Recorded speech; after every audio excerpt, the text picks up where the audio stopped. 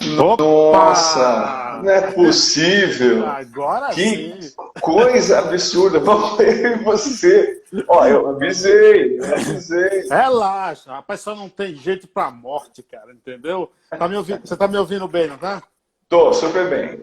Bom, pessoal, sejam todos bem-vindos. Eu sou Carlos Silvio, apresento o programa Paiaiá na Conectados. O Cosme não sabe o que é Paiaiá, mas eu vou explicar na Rádio Conectados. Você acessa radioconectados.com.br. Acompanhe também os nossos podcasts. Estamos nas seguintes plataformas: no Spotify, Deezer, TuneIn, Google Podcast, Apple Podcast, WeCast, Castbox. Também tem tudo no site do programa, que é paiaianaconectados.com.br. Lá você encontra os nossos colunistas, o escritor Darlan Zurk, o jornalista e pesquisador de cultura Assis Ângelo e o também jornalista e crítico musical Sérgio Martins. Hoje, 26 de outubro de 2020, edição de número 205 dessa série de entrevistas que iniciamos em março.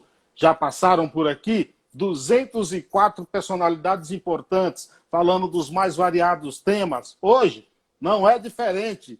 Presença ilustre dele, que é jornalista, ganhou seis prêmios ACESP como o melhor repórter esportivo entre os jornais e revistas de São Paulo. Cobriu, em loco, as últimas 7 Copas do Mundo, 7 eliminatórias, 4 Copas América, dezenas de finais de Libertadores. Cosme Rimoli, que honra recebê-lo. Obrigado pela aceitação do convite. Bom, honra e eu peço desculpas aí, porque ó, você pega jornalista da velha guarda, isso que dá. Até a gente armar isso, só perdemos 37 minutos. Meu tempo de jornal, eu já estava fora. A gente nunca perde tempo tentando conversar com pessoas que têm algo a nos dizer. Então é uma honra esperar. Honra é minha, prazer, e vamos falar sobre esse jornalismo esportivo brasileiro que acompanhei 36 anos, já vi, já mudou de ponta cabeça. Já viu muita coisa. Agora, o jornalista esportivo, antes de qualquer coisa, ele é um jornalista, né? Quando você se forma para jornalista, você já tinha um foco, já era o esporte? Como é que começa? Então, toda a vida, né, tem uma coisa interessante. Eu, com 12 anos, eu peguei pela primeira vez o Jornal da Tarde na mão. Era o melhor jornal da tarde, jornal de a parte esportiva do país, né? E eu estava fazendo meu curso de inglês, dos 20 que eu fiz, e ainda falo mais ou menos. E aí eu vi o JT, eu falei, é isso que eu quero fazer. Eu vi como eles cobriam o esporte, e aí eu fiz minha vida, fui fazer jornalismo para trabalhar no JT. E entrei e fiquei lá 23 anos, até praticamente fechar. No ano seguinte fechou. É uma E foi uma escolha. É uma realização, de certa forma, você pegar um jornal para ler e depois você trabalhar aí mais de 2 décadas nesse jornal?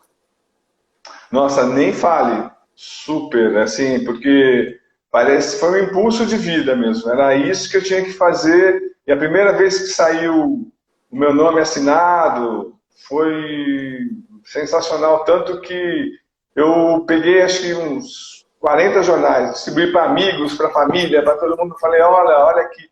E só eu sabia, né, o quanto era importante para mim. E a carreira foi ótima e está sendo ótima, está dando tudo certo. 36 anos. Quantos anos você tem, cara? Eu sou quase mais velho que você, rapaz. Eu tenho 40... Que é isso? Nossa Senhora, então. Eu tenho 43. Quando você tinha 7, eu estava começando, entendeu? Então... Mas assim, sem querer puxar o saco, você até que tá bem conservado, entendeu? Assim, não, então, quando a gente gosta do que faz, eu acho que isso ajuda bastante. E também a gente acha que a mulher colocou um filtro aqui na câmera e tal, então tá dando certo. Pode ser isso. Me diz o seguinte, jornalista esportivo, ele tem ou precisa assumir o time que torce? Como é que você vê isso? Alguns assumem, outros não. Vou falar bem sério, eu acho que a gente desencanta, viu? Aquele time que você amava quando você era criança, você vê que os dirigentes, muitos dirigentes são desonestos, os jogadores sim, do time do Corinthians, do Palmeiras, do São Paulo se encontram na segunda-feira. A gente ficou torcendo tanto quando a gente é adolescente e chorando no estádio, perdeu, ganhou, e aí eles levam a vida deles. E hoje, assim, ainda mais que eu peguei essa geração chegando, a assessoria de imprensa, essa geração, assim, do Neymar, eu posso falar claramente, tipo, é a geração mais distante, mais fria, que ninguém sabe a personalidade, por exemplo, do Felipe Coutinho. Eu acompanhei, por exemplo, a Seleção Brasileira desde 91, os jogadores passavam, a gente parava o jogador que a gente queria, conversava, tinha matéria, ele se expunha.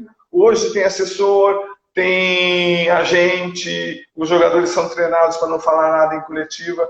Então, tudo mudou, mas eu acho assim, por exemplo, cada um assume o time. Hoje eu olho para você e falo honestamente, eu não trouxe consultar ninguém mais, porque eu quero fazer o meu trabalho, e time A, time B, time C que ganhou, perdeu, para mim tanto faz mesmo. Sim. Isso eu aprendi no Jornal da Tarde e levo comigo. A gente tem uma missão para cumprir, a gente tem que mostrar o que está errado, contextualizar, explicar, e é isso. Para mim, sinceramente, tanto faz. Você entrevistou caras, por exemplo, vou citar um aqui, como Romário, por exemplo, que é um cara que falava na bucha, não tinha papas na língua. Sim. Como é que você olha hoje, por exemplo? Os jogadores hoje parecem ter medo de falar um ou outro, meio que politicamente correto. A gente não vai ter mais esse tempo como Romário, que falava o que pensava sobre qualquer coisa? Não, eu acho que não, porque é irreversível isso. A chegada dos assessores de imprensa tolheram a naturalidade, porque hoje o jogador é um produto, então ele representa uma empresa que é o clube particular. Então ele se posiciona, tudo que ele fala, ele sabe que tem um peso enorme. Estou falando das grandes estrelas, por exemplo. O Neymar estava na última Copa da Rússia, termina os jogos, existe a zona mista, onde passam os jogadores após o jogo, até eles saem do vestiário, até ir para os ônibus. Então, 500 jornalistas do mundo todo, e eu também lá com a minha credencial lá, consegui falar com o Cristiano Ronaldo, consegui falar com o Messi. O Neymar não parou nenhum jogo para falar com ninguém, nenhum jogo. Então, os jornalistas do mundo inteiro ficavam revoltados, como esses brasileiros, deviam cobrar da gente, né, brasileiros, como é que vocês permitem isso? Eu vi o pessoal da Globo, que sempre transmite jogo, estão implorando para o Neymar parar, o Neymar fazia de conta que estava batucando, saía rindo. Quer dizer, eles não precisam, na cabeça deles, né, eles não sabem o legado que eles estão deixando, porque nós estamos escrevendo quem é o Neymar. Daqui a pouco o neto, o bisneto vai saber quem é o Neymar. Então, infelizmente, assim, eles não precisam, os jogadores acham que não precisam da gente, porque eles usam as redes sociais. O Neymar tem mais de 230 milhões de seguidores. Ele pega a rede social e aí ele coloca o que ele quiser, ele coloca a propaganda dele e ele se expõe o menos possível. Não entra na questão social, não fala de racismo, para valer, só quando foi chamado, segundo ele, de macaco no campeonato francês, mas ele não se posiciona, nada. Eleição no país, desigualdade, nada. E é uma Diferente do Lewis Hamilton, por exemplo, que foi para a rua protestar na Inglaterra. E o Lewis Hamilton, ele sai com o Neymar sempre. Então, ou seja, há uma falta de conscientização, há uma infantilização, porque o Neymar, o próprio pai assume que ele é mimado, e o empresário do Neymar é o pai. Então, quer dizer, ele não tem nem parâmetro para cobrar o filho uma postura profissional. O Lewis Hamilton, ele estava indo numa das sequências no começo da carreira, ele era empresariado pelo pai. O que ele fez? Ele demitiu o pai, explicou para o pai, pegou o empresário profissional. É isso. Mas aqui, por exemplo, o Neymar é super oportunista. Ele, olha, como você disse, aí eu cobri as últimas sete Copas. O Neymar, ele é o único jogador bem acima da média dessa geração. Nunca aconteceu isso na seleção brasileira, nas brasileiras campeões. Tinha Pelé, tinha Garrincha, sempre dividia, agora só o Neymar. Então a gente vê até o Tite, que tinha uma postura super séria, super firme e tal, cedendo praticamente de joelhos para o Neymar, porque ele não tem saída, ele precisa do Neymar, o Neymar sabe disso, ele abusa, e a gente vive essa dependência e estão perdendo a Copa do Mundo. Então, quatro Copas. Qual a melhor entrevista que você já fez com um jogador, a que mais rendeu? E qual jogador que você gostaria de entrevistar e ainda não entrevistou?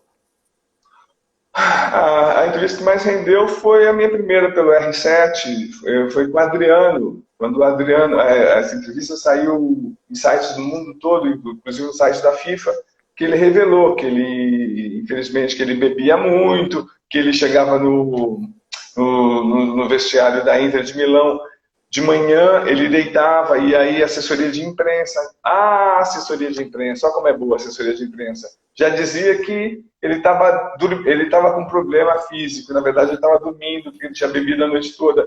Essa do Adriano foi a que mais rendeu. Mas teve entrevistas boas, eu tive sorte, entrevistei Maradona, rendeu bastante, entrevistei, Ronaldinho Gaúcho, entrevistei, Beckenbauer, o Blatt, já fiz grandes entrevistas. O jogador que eu gostaria de entrevistar hoje seria o Ibrahimovic, que eu acho que é o último sincero, que fala e acabou. Entrevistei o Cantona, foi sensacional. O Cantona. Ninguém se posiciona, porque assim, nós somos muito... Infelizmente, a gente aceita tudo, nós somos acomodados, a imprensa mudou. Porque se você é o jornalista, se é o jogador, se eu te entrevisto e faço uma pergunta dura, o assessor de imprensa nunca mais me deixa fazer uma entrevista só com você. Aí eu vou na coletiva, eu te faço a pergunta dura, você não responde, me tira o microfone, eu passo vergonha, e aí na próxima coletiva, o microfone não chega nem na minha mão. As pessoas não sabem como acontece na seleção brasileira. Na seleção brasileira é isso. Você vai, viaja para a Copa do Mundo, o órgão te banca, uma viagem cara para um país de terceiro mundo, você vai, na coletiva você implora para pegar o microfone, você faz a pergunta, o jogador, quando ele vê que a pergunta é forte, ele finge que não entende. Sim. E ao mesmo tempo fala, pô, esse cara é bobo, por que o jornalista não rebate? Porque se faz a pergunta, já te toma um microfone na mão. Agora o jogador, ele às vezes finge que não entende, ou nós temos uma geração de jogadores. Por exemplo, se você pegar e voltar aí não precisa ir longe não, mas a gente tinha Rogério Ceni, o Alex, o Ricardinho, Sim. Os caras que falavam bem, se comunicavam bem, tem até outros aí que você poderia até citar. Nós temos hoje uma geração de jogadores intelectualmente medíocres.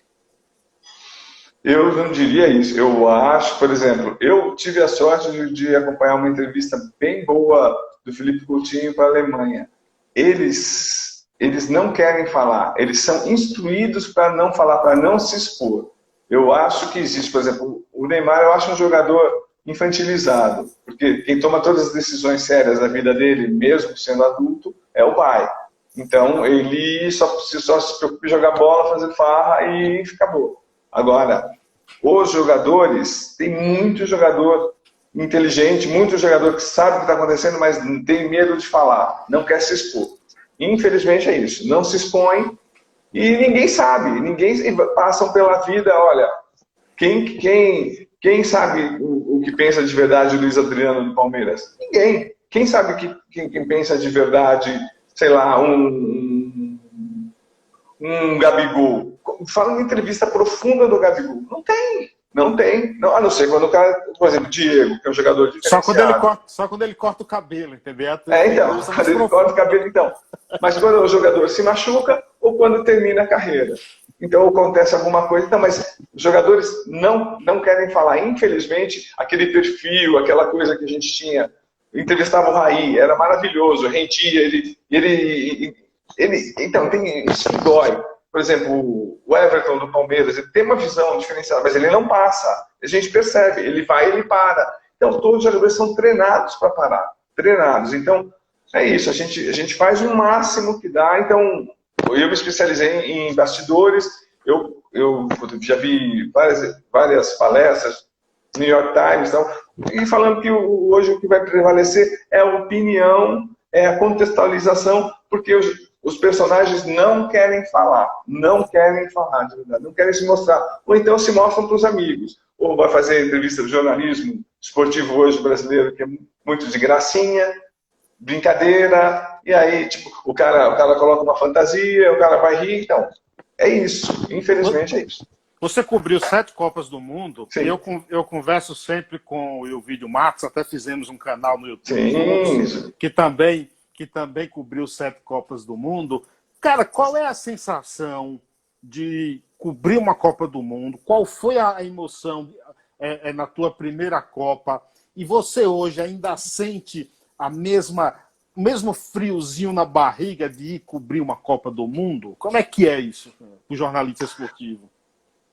É diferenciado. Nossa, ainda sinto frio porque, teoricamente, né, é quase como se fosse uma seleção, né? Então, você está indo com os melhores jornalistas do país. E a primeira Copa minha foi em 94 nos Estados Unidos, eu estava cobrindo a Argentina. Então, mas assim, no JT, no Jornal da Tarde, eles ensinaram muita gente a ser competitivos, né? Então, e aí é briga pelo furo, mas aí briga pelo furo com repercussão nacional. Eu só lamento mesmo esse distanciamento, essa falta de acesso, porque hoje a seleção brasileira é completamente blindada, para as pessoas terem uma ideia, enfim, a Globo mandou quase 500 pessoas para a Rússia. E já na Rússia, antes dessa crise, antes da pandemia, lá já se falava, eu conversava muito com o pessoal da Globo, que, né, já conheço há muito tempo, eles já não iam mandar nem 200, nem 150 para o Catar. Você vai ver, o número vai ser bem menor. Por quê? Porque o que a CBF faz?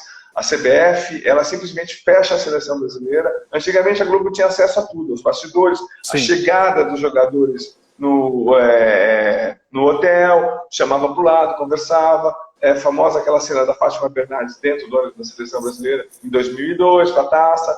Enfim, hoje a CBF blinda a seleção brasileira, a CBF tem os seus câmeras, os seus fotógrafos, então faz esse registro e coloca no site da CBF. Por quê? E aí, tipo, qualquer emissora pequena, você acessa e você tem as imagens que a Globo não tem, que ninguém tem. Eu falo da Globo porque a Globo sempre comprou as Copas do Mundo, né? Agora está até com dificuldade para comprar, mas é isso, a seleção brasileira é muito blindada e o acesso é quase nenhum. Por isso que a gente vê essas entrevistas coletivas superficiais. Você cobriu as Olimpíadas de 2012 também. Sim. Existe algo a mais, assim, em especial, numa Olimpíada do que numa Copa do Mundo? Olhando pelo lado que a Olimpíada são todos os esportes.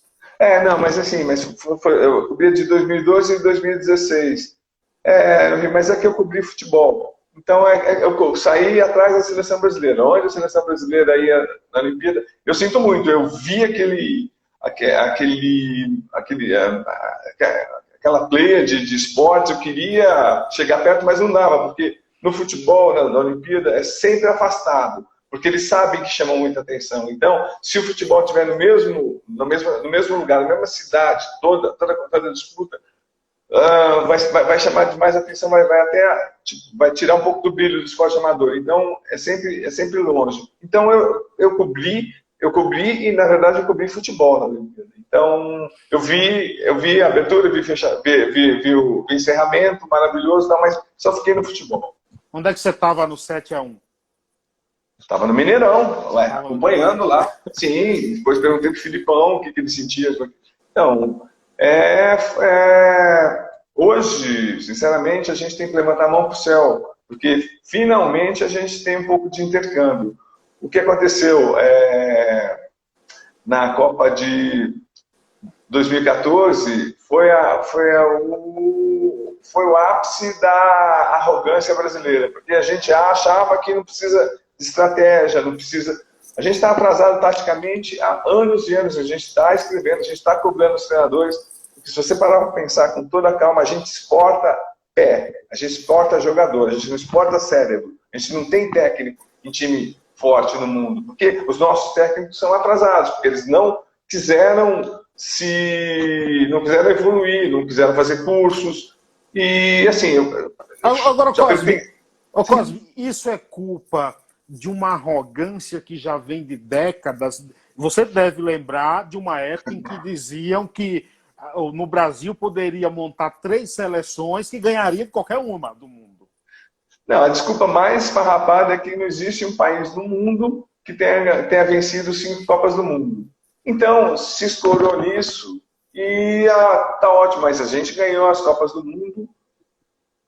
70 eu ainda dou um mérito para o Zagallo, mas a gente ganhou pelos jogadores. E os jogadores hoje a gente não tem, porque os jogadores saem cedo e eles se adequam ao esquema tático do time, não pensam em seleção brasileira. Então, você pega um Richarlison, vai jogar como ele joga no Everton, pega o Neymar, que quer jogar como joga no PSG. Então, esse conjunto... E assim, e também, se você parar para pensar, a seleção brasileira está cada vez mais afastada do público. E a geração, agora, é fraca. Só tem o Neymar. Isso pesa demais. Você falou em jornalista da velha guarda, falando de si mesmo. Como é que você olha o texto hoje do jornalista? Porque eu vejo que a gente precisa mais dos textos dos jornalistas da velha guarda. Ele tem um pouco caído de... Não, Carlos, assim, é que o mundo mudou. Então ninguém tem tempo mais para pegar um texto elaborado. As empresas não têm... Assim, quantos jornalistas investigativos existem? Hoje é tudo muito rápido. Então, tipo, você vai fazer... Eu já tive isso. Você tem 20 dias para apurar o que está de errado na Federação Paulista. E aí eu ia 20 dias e fazia 2 páginas. Tipo, quem que vai ter hoje 2 páginas? Você levaria quase 1 hora para ler. Quem que vai ler? Então, o que vence hoje também sempre vence, é o comercial. Então, as pessoas querem no computador a notícia mais rápida. E aí a pessoa não tem muito tempo para elaborar texto. Eu ainda no meu blog escrevo demais, eu escrevo muito, porque eu quero que a pessoa entenda o porquê está acontecendo as coisas, mas hoje todo mundo quer responder, notas, pílulas, e acabou. Você pode ver, por exemplo, o UOL. Eu trabalhei no UOL, eu saí do UOL porque eu recebi a proposta para ir para o R7. Mas no UOL era só eu que escrevia textão. E eu via e todo mundo... Você pode ver os blogs, são sempre curtos. Eu acho que é melhor contextualizar, mas eu vejo que o UOL, por exemplo, é um portal que tem muito acesso. O R7 mesmo também tem acesso, muito acesso, mas as notícias são pequenas. O G1 tem, mas as notícias são curtas. E, infelizmente, é isso. E os jornais estão morrendo, né? Os jornais todos estão morrendo. Porque não souberam se adaptar a isso. Porque é difícil você, por exemplo, ficar uma matéria de um dia para o outro, hoje já não cabe mais, né? Então, acabou o jogo já está publicado, 15 minutos o técnico fala, você já publica, então, tipo, vai esperar o dia seguinte? Não existe mais. Cara, você sabe que eu cheguei aqui em São Paulo em janeiro de 99, e uma das coisas que eu mais gostava era de ler o Lance. Na época tinha Trajano, tinha o Juca, tudo. Eu sinto falta, cara, dessas coisas, entendeu? Eu também. O Lance, para mim, era como se fosse um livro falando de esporte. Pô. Sim, então, não, eu assinava o Lance e a Folha até o ano passado. Se tornou inviável, porque estão todos nos portais. Agora você para pensar também a crise dos jornais.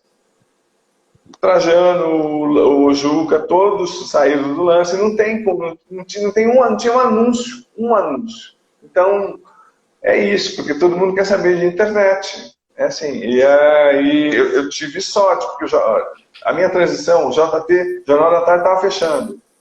E aí eu já entrei para a internet. Então, isso me fez muito bem, porque o blog se estabeleceu já tem 11 anos. No mês passado eu cheguei a 6 milhões de acessos. Que maravilha. Então, é isso. Mas assim, eu sou da antiga mesmo, até nesse nosso primeiro contato aí, você viu, tipo, eu até, né, até peço desculpas também, porque tipo, demorou, foi mais de 20 minutos para entrar, não sei o quê. Relaxa, rapaz. Não, porque assim, nem as redes sociais também, isso, eu te falo, eu nem faço questão muito de seguir, de colocar as matérias e tal. Eu tenho bastante seguidores, mas não, eu prefiro colocar só no blog, porque, ó, vou te dizer uma coisa, é difícil conviver com haters, viu? É muito difícil. É Você difícil, faz uma matéria... é difícil, mas você não acha que a gente precisa, jornalistas como você, jornalista como Juca, jornalista como outras referências, falei isso, ó, o ano passado o Elvídio Matos não tinha Instagram. Aí tava eu, ele e o Assis Anjo na casa do Assis, né? Falei, Elvídio, faz o Instagram. Eu não sei mexer nisso, eu não sei. Aqui, peraí que deu uma travadinha aqui. Voltou. Você não acha que novas gerações de jornalistas que querem seguir a carreira esportiva precisam ler caras como vocês? E tá nessas redes sociais seria legal? Então, mas assim, olha, você sabe que às vezes eu levo, sei lá, um dia, 2 dias, 3 dias para apurar uma notícia que seja importante. E aí você coloca aquela notícia. O primeiro comentário que aparece assim é desabonando a notícia. Ah, isso é bobagem, isso é não sei o quê. Assim, e eu sei que não é, mas assim, não sei, eu não tenho muita paciência não. Eu falo, não, então quer saber, eu também não sou dono da verdade, mas eu não quero ficar se expondo à toa. Então, tipo, tem a matéria no blog, então, eu tenho muitos seguidores no blog, como eu falei, foram 6 milhões de acessos no mês passado. Fala, então tudo bem, vai ler aí e pronto. Assim. E é um blog muito bonito, é muito bonito até o blog. Opa, obrigado, mas falando sério, assim, as pessoas têm sentimento. Pode ser jornalista antigo, pode ser... Cara, o que eu vou ficar fazendo? Eu vou ficar discutindo, batendo boca com um adolescente que não sabe... Assim, Palmeiras joga, ganha do Corinthians. Você escreve a matéria mostrando os erros do Corinthians. Você é um vendido do Palmeiras. Aí o contrário, você é vendido do Corinthians. Cara, pelo amor de Deus, você tem mais o que fazer, entendeu? E aí eu sinto muito. Eu gostaria de travar esse diálogo, mas, por exemplo, quando eu estou falando com você, você fala, você pondera, eu respondo, você concorda ou não, mas a gente troca ideias. Agora, você é não sei o quê, você é... Cara, não. O cara que se esconde atrás de um teclado. Então, é uma pena isso, é uma pena, porque... E também tudo está polarizado, ou você é uma coisa ou você é outra, cara, assim, é uma pena, mas os meus textos estão lá, então quem quiser ler, quem quiser não ler, mas é assim, é uma pena. Você conseguiu uma entrevista exclusiva com o advogado que conseguiu um acordo com o Flamengo no incêndio lá do Urubu. Cara, como é que você viu aquele episódio, cara? Como é que você analisa, por exemplo, a postura do Flamengo? Qual a tua visão sobre isso? Eu acho que é uma coisa geral, viu? Se você for para qualquer concentração dos garotos, tem a Copa São Paulo, e vira e mexe, a Globo que é dona dos direitos, né? Então, até a TV Cultura também mostra às vezes, mas você vê como os jogadores ficam instalados. Eu fiz essa matéria do JT há muitos anos. A falta de fiscalização, falta de responsabilidade, assim, entra governo, troca governo. O governo, o CT do Flamengo tinha, acho que 12 multas, não... Onde estava instalado o dormitório era para ser um estacionamento. É uma irresponsabilidade absurda, é uma irresponsabilidade de todos os clubes. Assim, olha, são raríssimos os clubes que têm ótimas instalações para os jogadores, que respeitam. Eu achei um crime absurdo. Você dá o seu filho em confiança para um clube tão grande quanto o Flamengo, ele morre queimado ou asfixiado. E aí a vida continua, como né? Fomos na Boate Kiss. Infelizmente é o país que a gente vive. Eu acho que foi, assim, o Flamengo deveria ser responsabilizado, e as pessoas que admitiram deixar crianças, olha, foi até sorte, porque deveriam ter mais de 50, que era um dia de dispensa. Então, olha, morreram 10, terrível, mas poderiam ter morrido muito mais, mas se tivesse morrido uma só já seria um absurdo. É um absurdo e a gente aceita tudo, infelizmente é isso. Clube irresponsável, sem fiscalização e sem punição. A nossa legislação também é fraca, lenta. É isso. Porque quando eu entrei no JT, assim, já era um choque de geração, assim, porque os jornalistas esportivos antigos, eles só se fixavam na que acontecia dentro de campo. Então, hoje é bom, é sensacional contextualizar, explicar o porquê, mostrar como o futebol brasileiro podia estar muito melhor, que é ainda o último resquício do coronelismo. Eles não querem que vire SA, porque eles querem ter o controle, são grupos que ficam se revezando no controle, e milhões de reais passando na mão dessas pessoas, ninguém tem, são verdadeiras caixas pretas, e a gente vai, denuncia... Às vezes o dinheiro passa na cueca, né? Então, pois é, então, a gente nem sabe, porque sinceramente a impressão que eu tenho depois de tantos anos é que a gente sabe os 5% que acontece no clube. Ninguém sabe de verdade, assim, principalmente de finanças.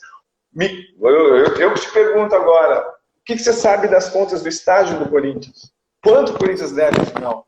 Quanto? Ninguém sabe. Ninguém, nem os conselheiros mais próximos do Andrés. É isso, a gente vive num país... Então, isso que é legal, a imprensa esportiva está cumprindo seu papel. Está cobrando, mas a gente chega a um certo ponto e não pode fazer mais nada. O que a gente pode fazer?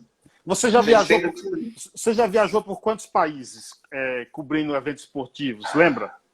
39. 39. Dessas suas viagens, nesses eventos, você consegue perceber uma seriedade em termos de organização muito maior do que com a gente aqui? Infelizmente a gente entra naquela coisa de primeiro mundo, sim. Primeiro dói, viu? Dói. Por exemplo, a Rússia, que é uma potência, a organização da Copa do Mundo foi espetacular. Lógico que seguindo o regime Putin, acabavam os jogos, estádio lotado, chegava o exército, e aí ia acuando as pessoas, em 10 minutos estava condicionada. Uma limpeza absurda, eu só vi uma pichação lá.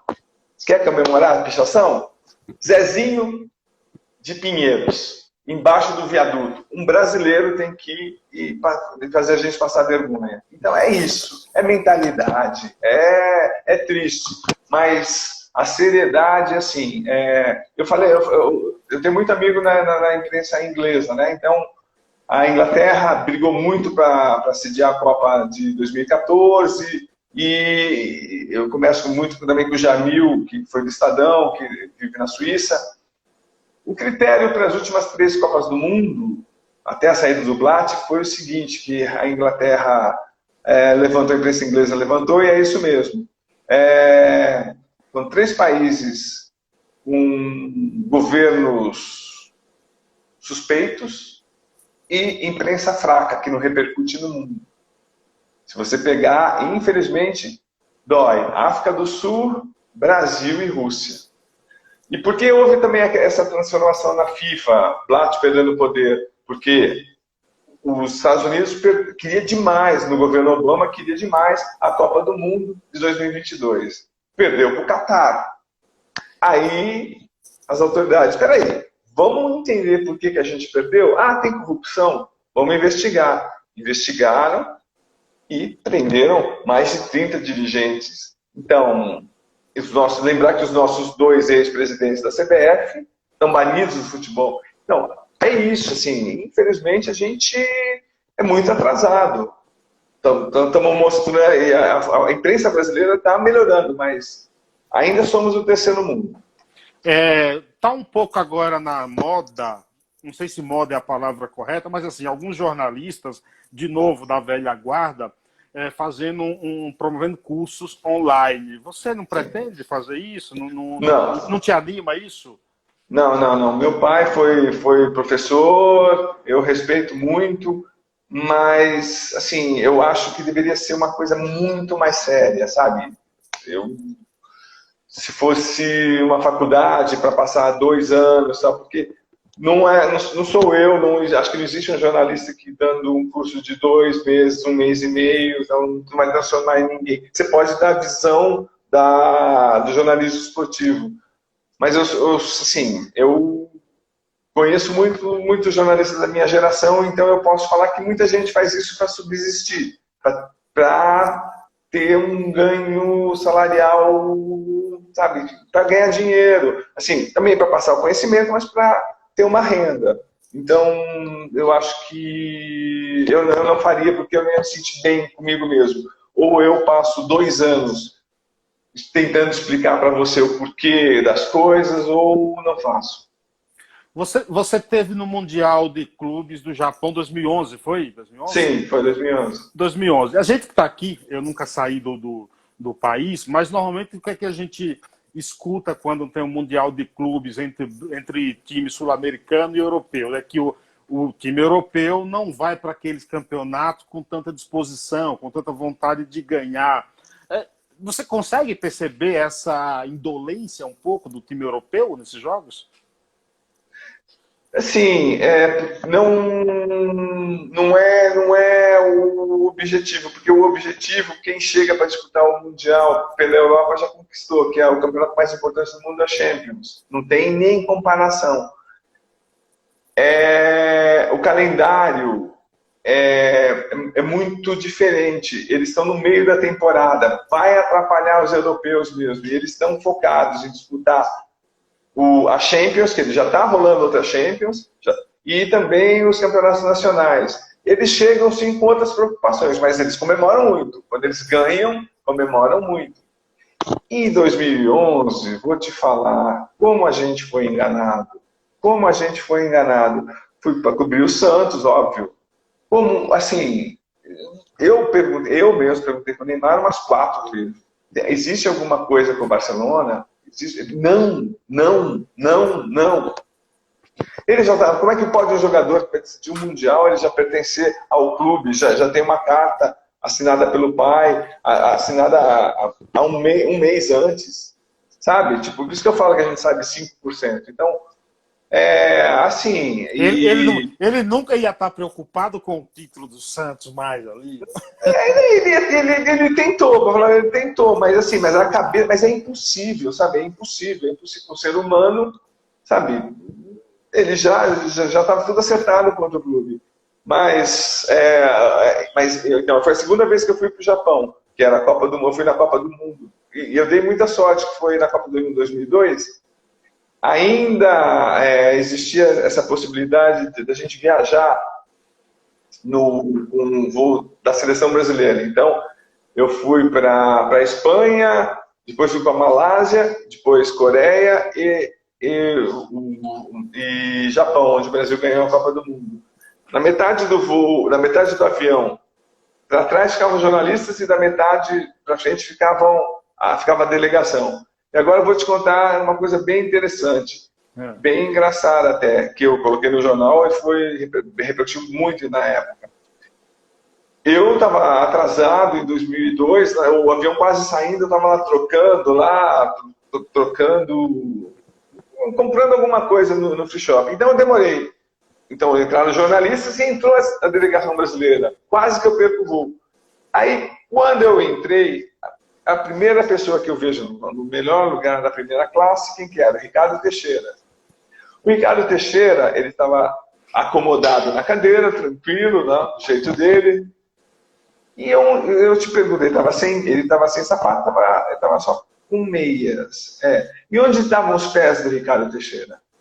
Em cima da bunda. A Copa do Mundo, ela vem dentro, a taça que eles levantam, vem dentro de uma caixa metálica. Ele colocou a caixa metálica onde estava a Copa do Mundo e ele estava com o pé em cima da caixa. tá? Para você ver a pessoa que quer o Ricardo Teixeira. Então, é assim, um nojo. Eu conquistei isso aqui, um absurdo. E aí, eu fui até a parte de trás e tentei arrastar o fotógrafo do JT para tirar a foto, não me deixaram passar, né? Mas Ricardo Teixeira foi. Metade da viagem com os pés na taça. Olha, uma figura absurda isso. Super simbólico isso. O Silvio Lancelotti, ele contou para mim, mas não com exclusividade, porque ele já tinha falado, sim. Mas ele falou que na década da Copa de 90, né, que ele gravou Ricardo Teixeira xingando, falando mal do Lazzaroni, entendeu? Por ex-presidente do Flamengo, deu até processo, tudo. Por aí você já tira quem é o Ricardo Teixeira, né? Deu no que deu, né? Então, muitos interesses, pois é, então, muitos interesses. Mas é isso, assim, porque essas pessoas, quando eu falo sobre coronelismo, ninguém mesmo chega perto para saber as contas, como vem negociações, venda de transmissão. Agora, também um ponto que vale a pena você pensar na covardia dos dirigentes dos clubes brasileiros. Não precisa a CBF organizar o campeonato nacional. A CBF tinha que ser como na Inglaterra, nos grandes centros, cuida só da seleção. Os clubes os dirigentes são tão covardes que deixam todo o poder de organização dos campeonatos nacionais para a CBF, aceitam campeonatos paulistas, campeonatos estaduais ultrapassados que não levam a nada, só faz perder tempo, machucar jogador, não ter pré-temporada. Olha, a gente é muito atrasado. Rapaz, você pode até me corrigir se eu estiver errado, mas eu li uma notícia e também acho que eu vi na ESPN Brasil que o campeonato, a Federação Inglesa, ela mudou os horários, por exemplo, não tem 2 jogos no mesmo horário, porque em função da pandemia as pessoas estão em casa, então para possibilitar que todo mundo assista os seus jogos, né? Aqui no Brasil nada, não acontece esse tipo de coisa. Por exemplo, você liga vou falar o nome, a Sport TV, por exemplo, você liga dia de sábado, 6, 7 horas da noite, tá passando o Operário e não sei quem, cara. Ninguém vai ver isso, cara. A gente vai continuar nesse atraso o tempo inteiro? Nada é para beneficiar o torcedor, por exemplo?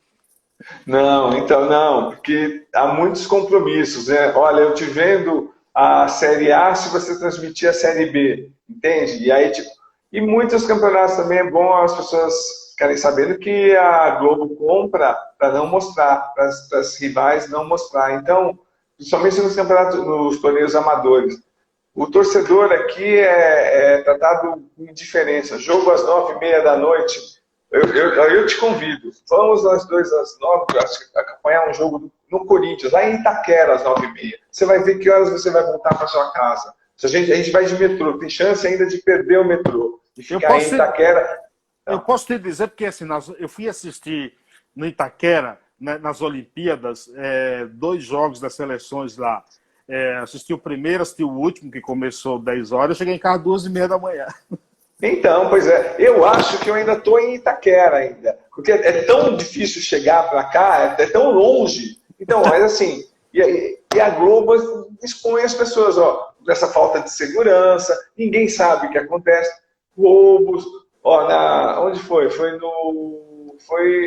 na última disputa, então, Copa América, a gente teve um jogo em Itaquera que eu saí, e aí a segurança estava falando, olha, saiam em grupo, porque tem gente roubando jornalista sozinho. Fotógrafo tinha sido roubado do Japão. Então, que isso? Então, para que fazer o jogo tão tarde? Porque pela novela, a gente se submete. O calendário brasileiro não fica igual, não ficou nessas décadas todas igual ao europeu, por conta da TV Globo, que a TV Globo segura, porque o ano comercial da Globo vai de janeiro a dezembro. Então, nada, imagina, não vai começar no meio do ano, não. Então, é isso. E a CBF é parceira da Globo na Copa do Mundo de 2014. Elas eram sócias. Veja agora. Você vê agora que puxaram aí uns 4 jogos do Corinthians para quarta-feira, é só jogo do Corinthians. Sim, faz o que quiser, então, porque a Globo perdeu a Libertadores.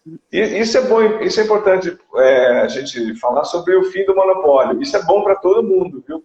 Porque não dá uma emissora dominar o principal esporte do país, como a Globo sempre fez desde a ditadura. Então, isso não existe. Agora, por isso o capitalismo está demorando, mas está chegando no futebol, está democratizando. Se você tem mais dinheiro, você paga e pronto, acabou.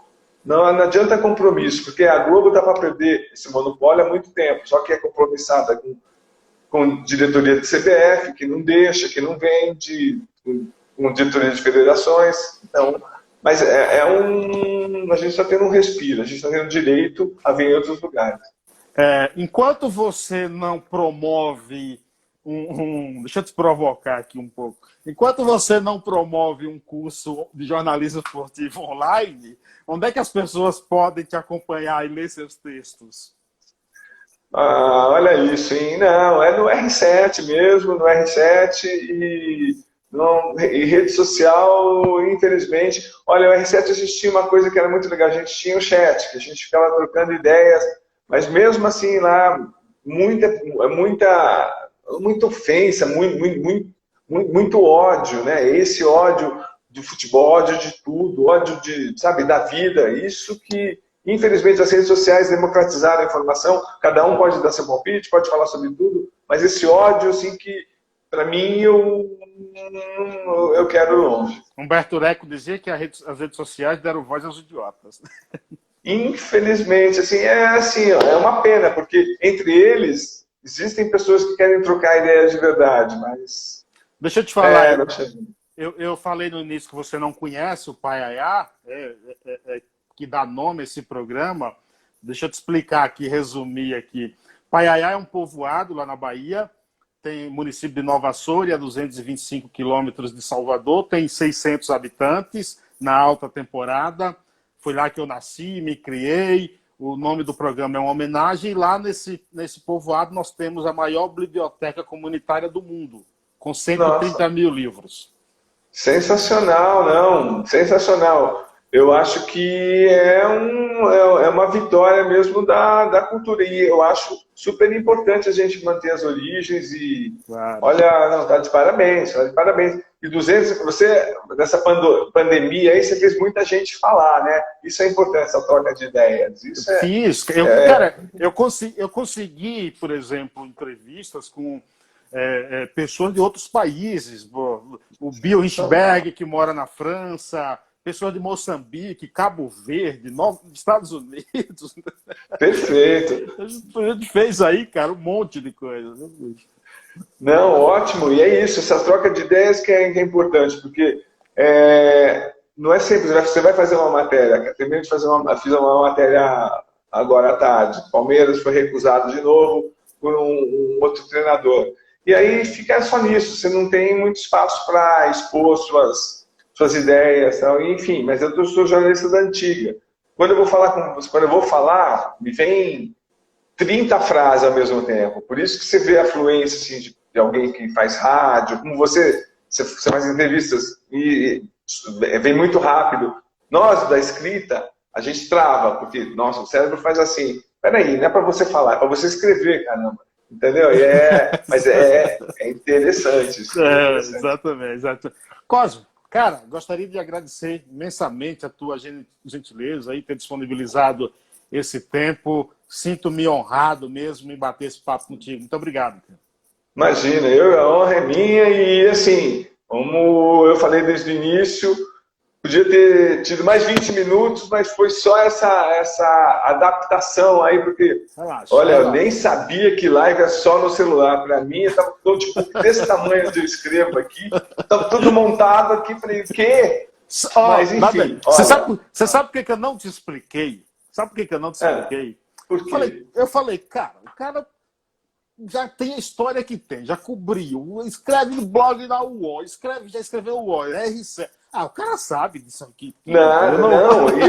Eu vou te contar um segredo. Eu já tinha fugido de algumas lives, já fugi. E eu falei, não, vamos fazer, vai, que super vale a pena. O Júlio falou, vale a pena, fala com o Cosmo. Sim, aí eu como jornalista, como repórter, falei, deixa eu entrar aqui, deixa eu ver. Eu vi algumas, falei, não, tudo a ver, vamos fazer. Obrigado mesmo, viu, cara? Satisfação, um grande abraço. Grande abraço, se precisar, estamos aqui. Até a próxima, viu? Tchau, tchau. Um abraço. Abraço. Valeu. Tchau, tchau.